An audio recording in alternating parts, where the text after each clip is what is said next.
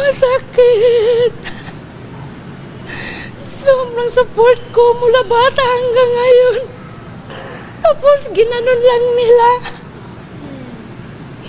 Kasi kung alam ko lang na may training sila na ganyan, ma'am, kahit mahirap kami, hindi ko yun ipapahamak yung anak ko talaga.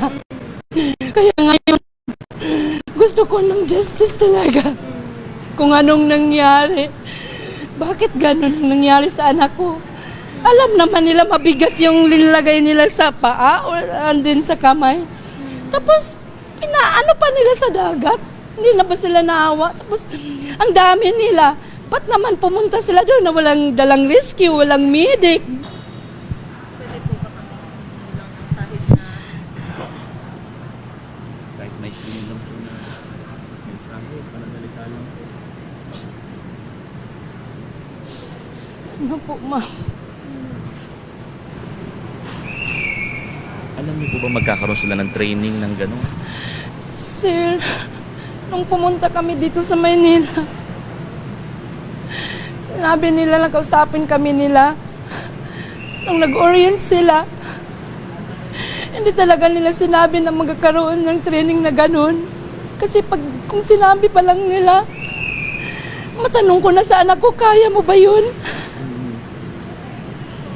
Para madesisyonan namin. Hindi ko alam ba't ganun ang nangyari.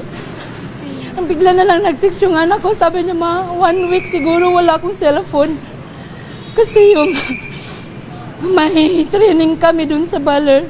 Tapos sabi niya, hindi pwede daw mag-cellphone. Sabi ko, sige nak, mag-amping. And then, dapat ingatan yung katawan kasi isa lang yun. Kasi akala ko training lang na nga, hindi military training. Ano ba yun? Tapos, yun na.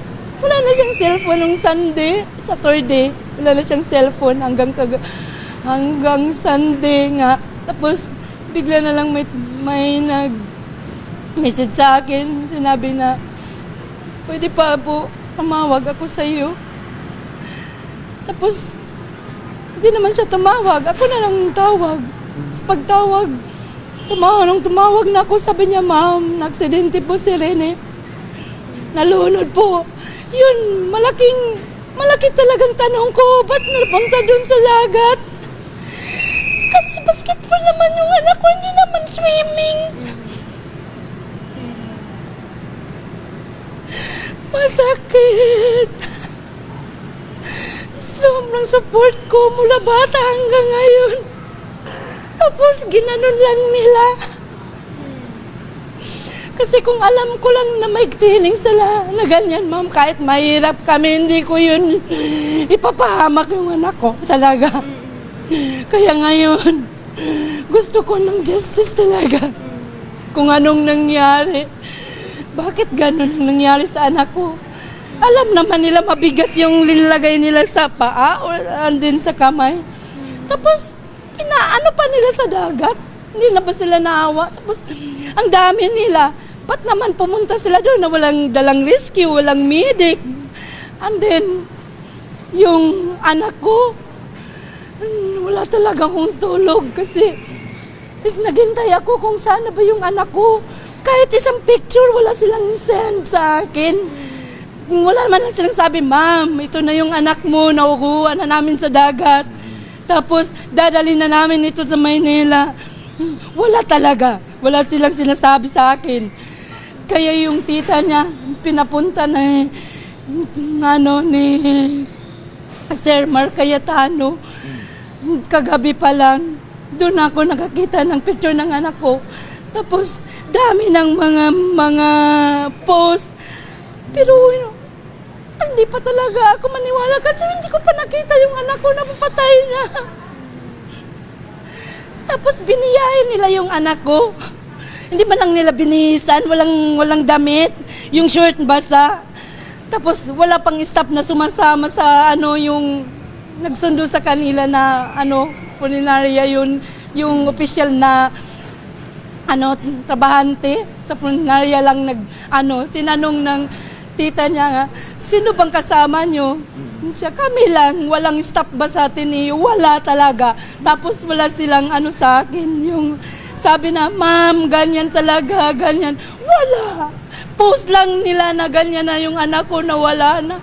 Pero, wala talaga sila binigay kahapon hanggang kagabi na picture na para ma-prove ko na anak ko ba talaga yun.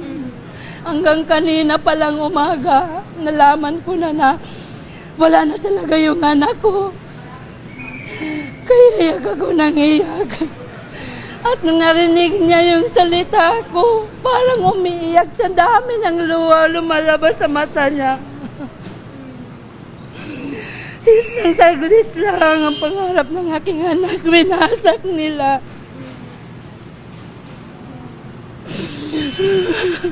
Kaya malaking tanong ko talaga, bakit?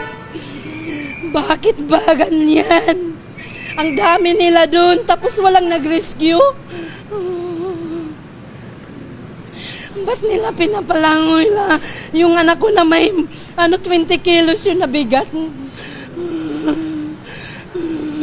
May nag-reach out na po sa inyo mula sa Ateneo? Wala pa po, sir. Hindi ko pa alam.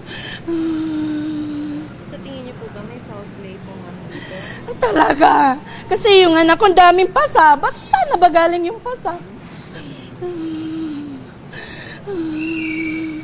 Yung nag-video ako, ang dami daw pasa. May pasa dito, may pasa dito, may pasa sa likod. Pero hindi ko pa yun nakikita. Kaya sabi ko, huwag niyong galawin. Pumunta ako dyan.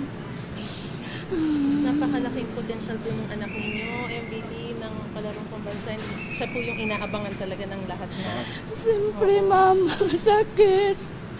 Pangarap niya ng mga anak ko.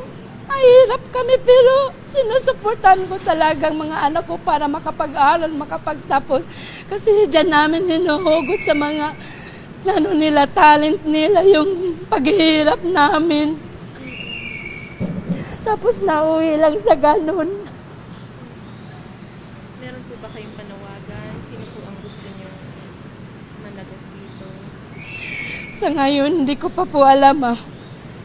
Basta isa lang talagang magpaimbestiga ako kung sino yung gustong tumulong, magpatulong ako kasi wala talaga. Gusto ko lang malaman bakit ganun. Bakit ang tagal nilang nakuha.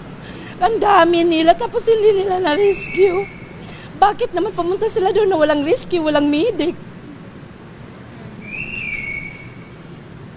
Dami akong tanong, hindi pa nasagot.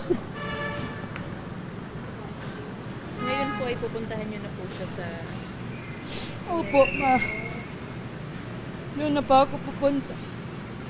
Naghihintay na yun. Sige po, kami po ay